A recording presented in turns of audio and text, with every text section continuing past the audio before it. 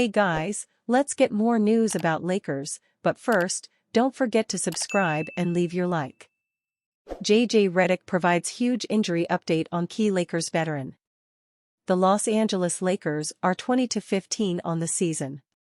They have been up and down since the start of the campaign. They ran it back with the same roster but finally made a move right before the year ended. Los Angeles traded guard D'Angelo Russell, Maxwell Lewis, and 3 second-round picks to the Brooklyn Nets for Dorian Finney-Smith and Shake Milton. That move helped the Lakers tremendously in the front court, which has missed forward Jared Vanderbilt this season. Lakers head coach JJ Redick gave a big update on the injured forward.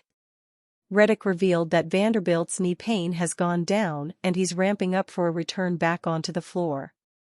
Vanderbilt hasn't played for Los Angeles since last January against the Chicago Bulls. Vanderbilt had lingering foot problems that led to off-season surgery on both feet.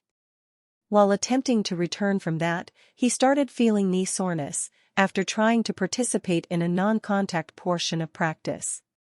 Even though there's no specific timeline on when Vanderbilt will return, this is a positive development. In 2023, Vanderbilt signed a 4-year, $48 million extension. He's a versatile and active defender with the ability to finish around the rim. The Lakers miss his defensive presence on the floor and are itching for him to return.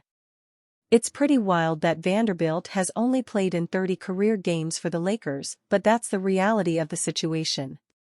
Vanderbilt is averaging 6.1 points, 5.7 rebounds, and 1.2 steals while shooting 52% from the field. His role within the team is to be a Swiss Army knife as a defender and play with maximum effort. They need more from him, especially after getting a long-term extension. The Lakers could use Vanderbilt for their second-half push as they seek to have a deep postseason run. Los Angeles still could use another scorer, but adding Finney-Smith with the return of Vanderbilt on the horizon is a positive step. Lakers must remember how they got here amid Jimmy Butler trade saga. With the 2025 NBA trade deadline rapidly approaching, the most eventful off-court time of the regular season has officially arrived.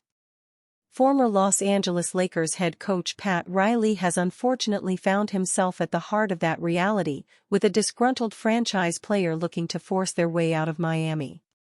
This would typically result in the Lakers emerging as one of the most heavily rumored destinations for said superstar, but the times seem to be changing in Los Angeles, or at least they need to. For those out of the loop, Jimmy Butler made a shockingly public request to be traded by the Miami Heat. Miami has since responded by suspending Butler and making an all-but unprecedented statement revealing that they're willing to trade their franchise player. The inevitable result in previous seasons would be for the Lakers to become a rumored destination based on the franchise's proclivity for prioritizing star power above all else. Current general manager Rob Pelinka is as guilty of such actions as any Lakers executive who predated him.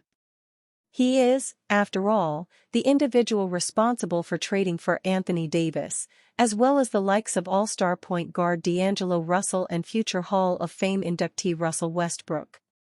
The Davis trade is one of the most beneficial in Lakers history, but Pelinka must learn from the Russell and Westbrook deals by remaining focused on building a sustainable future. It's certainly within the realm of possibility that the Lakers could reach out and kick the tires to begin exploring a trade for Butler.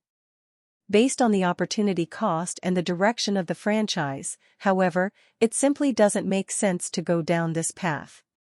The challenging reality is, that says nothing about the quality that Butler provides on the court as a 5-time All-NBA and 5-time All-Defense honoree who has led the Heat to 2 NBA Finals. On paper, a trio of Butler, Anthony Davis, and LeBron James would be among the most imposing in the NBA. Butler and Davis are 2 of the best defensive players in the NBA, while Butler and James have a proven track record of thriving as perimeter scorers and shot creators late in playoff games. As such, one can't help but feel intrigued by what that trio could provide, especially if the Lakers were able to retain key players like Dorian Finney-Smith and Austin Reeves. The reason a Butler trade isn't worth considering, however, is the simple fact that too much would need to go into acquiring him. Miami is more interested in clearing a path toward a noteworthy future than taking back undesirable salaries to simply move Butler. As such, the Lakers would likely need to offer Reeves if Miami were to even begin to consider an offer, and whoever the better player is today, the age factor comes into play. While Reeves is 26 and just now beginning to enter his prime, Butler is 35, with more than 30,000 minutes of wear and tear between the regular season and the playoffs. Even before the topic of what else Los Angeles would have to include comes up, that alone makes this an easy trade to walk away from. Perhaps the Heat will wake up willing to gift Butler to the Lakers for their less desirable contracts and no first-round draft picks, but until that unlikely day arrives, there's no reason to even consider a trade. Bradley Beal expected to waive no trade clause if traded to Lakers, Heat, or Nuggets. The Phoenix Suns have made it clear that they want to move on from Bradley Beal by announcing his demotion to the bench a day before their game tonight against the Philadelphia 76ers. The franchise hopes to deal Beal and create the space to land Jimmy Butler, but Beal's no-trade clause allows him to veto any trade including him. Suns insider John Gambadoro has revealed that Beal is willing to waive his no-trade clause for specific franchises, noting that he has more room for flexibility than just these three destinations. As for Beal, the no-trade looms large. He could have went to Milwaukee before he ended up in Phoenix, but that was turned down. Have heard he would waive no trade for LA, Miami, or Denver, but I do believe there are a few others that he could ultimately decide work for him. There is no way to imagine Beal being on any of these three franchises. The Los Angeles Lakers do not have the disposable contracts to get up to Beal's $50.2 million deal. In addition, they would nuke their team's depth for years to come by making a Beal move, so the franchise won't even make a slight attempt at landing the overpaid Suns star. The Denver Nuggets will have to endure major salary cap pain to make a Beal acquisition possible. It'll cause them to part with Michael Porter Jr. and Zeke Naji along with additional assets just to match Beal's salary. With Jamal Murray's inconsistent offense already on the roster, the Nuggets would be foolish to add Beal to that mix as well. The Miami Heat could have had Beal in prior years if they were just willing to acquire him and his contract. They've never shown interest, but if they were to agree, Beal likely would be rushing to play for the franchise. Unfortunately, they have no interest in his salary and a no-trade clause, closing the door on a potential acquisition. If the Suns want Butler, they likely have to find a third team for Beal, but even young teams with cap space like the Detroit Pistons have little interest in acquiring Beal right now. Lots of talk about Detroit being a third team for Beal. Doesn't make a lot of sense to me as to why they would want him, but have to do some more digging. They have cap space, but young team on the rise, so unless heavily incentivized, no real reason. Still need to do more work on that. Beal is averaging 17.8 points, 3.7 rebounds, and 3.1 assists this season. Hopefully, he can rebuild his value off the bench, but the Suns are sending him a message.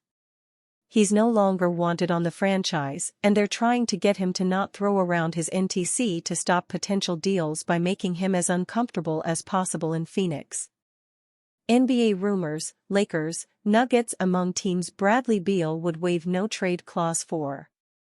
The NBA trade market is heating up earlier than usual this season. Some teams are adding role players as they look to establish themselves as contenders, while other teams are shopping some of their veterans as their struggles compound into the new year. One of those teams that has not been playing their best basketball is the Phoenix Suns. The Suns have struggled with injuries to both Kevin Durant and Bradley Beal this season, and they have not been able to consistently play their best basketball as a result.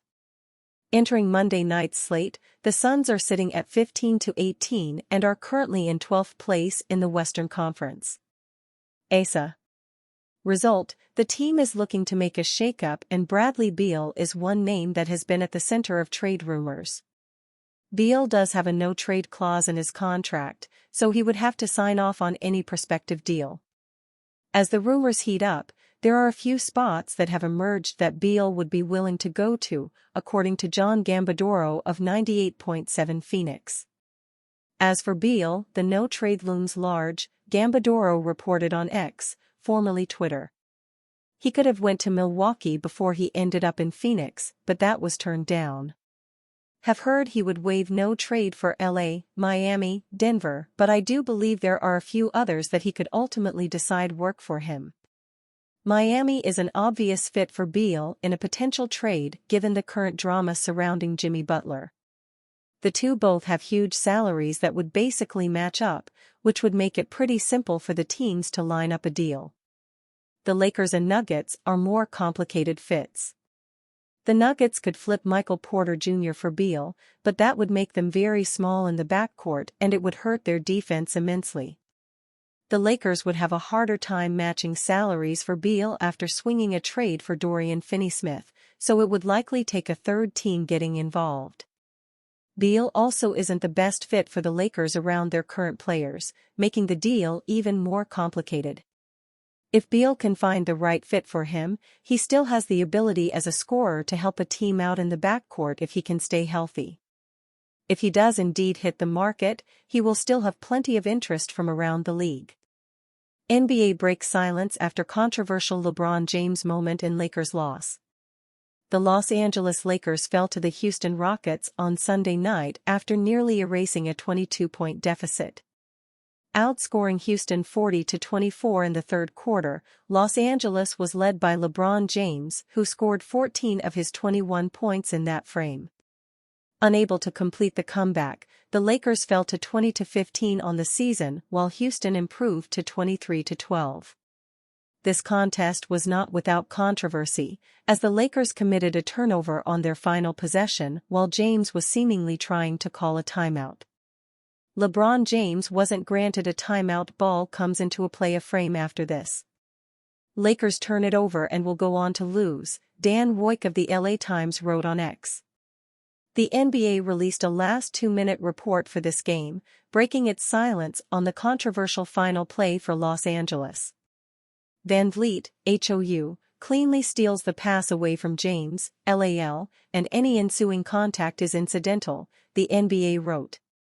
James signals for a timeout while the pass is in the air and the Lakers are not in possession of the ball and therefore, the timeout request is not granted. James finished the night with 21 points, 13 rebounds and 9 assists in the loss. The 40-year-old forward is now averaging 24.0 points, 8.9 assists and 7.6 rebounds in his 22nd NBA season. This was a frustrating loss for the Lakers, and they will remain in Texas to face the Dallas Mavericks at American Airlines Center on Tuesday night. Lakers are showing trade interest in Bulls veteran. Over the weekend, there was a report saying the Los Angeles Lakers might not be making any more major moves after trading for Dorian Finney-Smith and Shake Milton recently. General Manager Rob Pelinka could choose to sit and see what this new-look Lakers team can do.